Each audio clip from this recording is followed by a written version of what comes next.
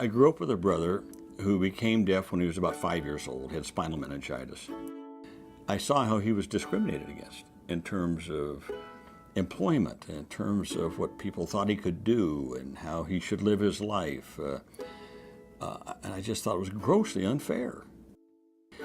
A lot of people don't get it.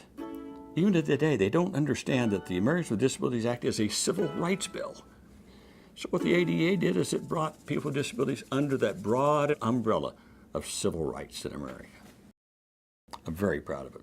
Yeah, it's got my name on it, but so many people were involved in it. I just wanted to say to my brother Frank that today we say no to fear, that we say no to ignorance, and that we say no to prejudice. The changes that have come about, every building built in America today is fully accessible.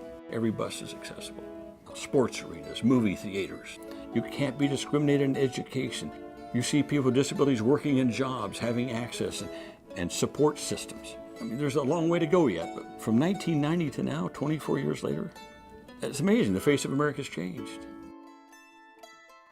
I come from a small town. We were really poor. And so we were always imbued with the sense that, you know, you got to fight for economic fairness and justice.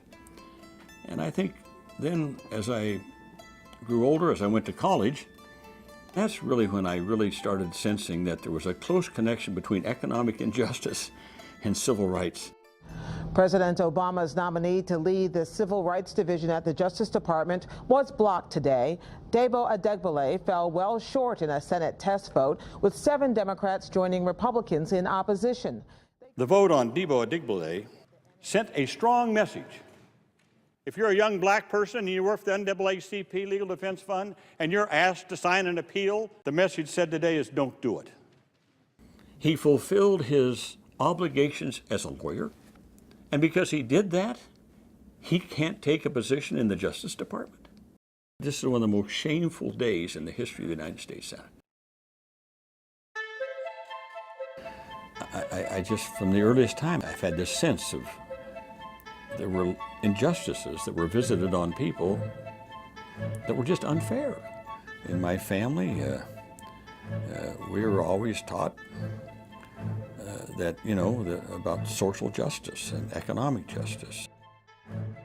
First thing I ever did in Congress was a human rights amendment, and I worked with Hubert Humphrey to get it passed. So to have an award, first of all, given by the Leadership Conference, and secondly, named after Hubert Humphrey, for me, it's a great honor.